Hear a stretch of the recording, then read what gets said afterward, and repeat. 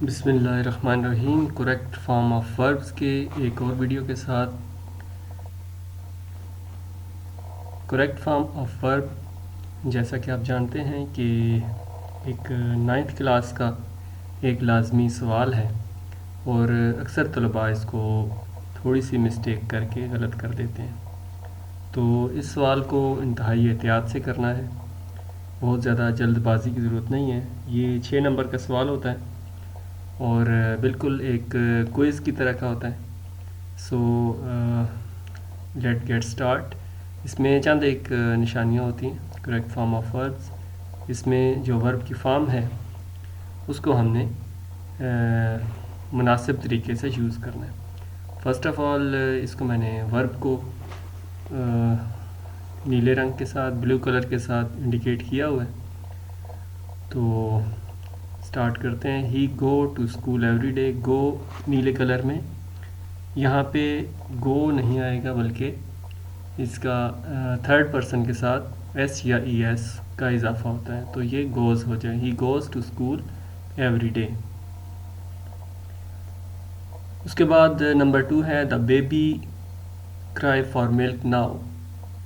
اب یہاں پہ ہم نے آنسر، کچھ لوگ آنسر بتا دیتے ہیں لیکن اس کی لاجک نہیں بتاتے. یہاں پہ اس کی لاجک یہ ہے کہ جب بھی سنٹینس کے آخر میں ناؤ آئے گا، دوسرا سنٹینس ہے اس کے آخر میں ناؤ آیا ہے، تو ناؤ میں وہ کنٹینیوس، پریزنٹ کنٹینیوس کی شکل اختیار کر جائے گا. The baby is crying for milk now. تو یہاں پہ کرائز یا اس طرح کی چیز نہیں لکھنی، کیونکہ یہ کنٹینیوس جب بھی ناؤ آئے گا لاسٹ میں وہ کنٹینیوس کی شکل، پریزنٹ کنٹینیوس کی شکل اختیار کر جائے گا. اس کے بعد نمبر 3 ہے I already take 3 cup of T. Already جب بھی آئے گا وہاں پہ ہم نے ہیو، اور ہیو کے ساتھ ہمیشہ ورب کی تھرڈ فارم استعمال ہوگی. آلریڈی جو ہے وہ پرفیکٹ کنٹینیوس میں چینج ہو جاتا ہے. تو آلریڈی جب بھی آئے گا، جیسے میں چائے پی چکا ہوں، تو وہ ظاہر ہے کہ پہلے ہی چائے پی چکا، آلریڈی کا مطلب پہلے ہی. تو یہاں پہ ہم پھر اس کو پرفیکٹ میں چینج کر دیں گے. آئی already have taken 3 cup of T یا کافی. نمبر 4 ہے یو ریسٹ سنس مارننگ. جب بھی کسی سنٹینس میں سنس یا فار وقت کے ساتھ آئے گا،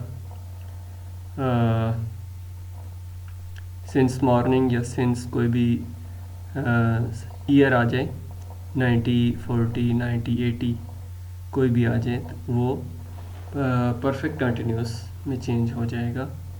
تو یہ سنٹینس ہو جائے گا you have been resting since morning.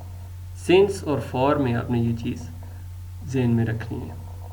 Number 5 ہے it began to rain an hour ago. یہاں پہ آپ خود بتائیں کہ اس میں کیا آنا چاہیے.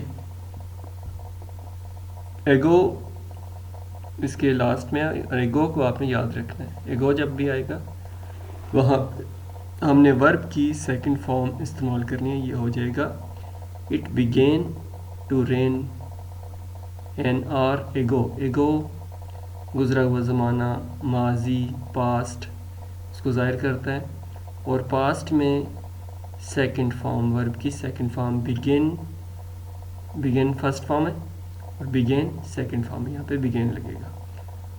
نمبر 6 ہے لاسٹ ہے یو ناٹ انڈرسٹینڈ اٹ.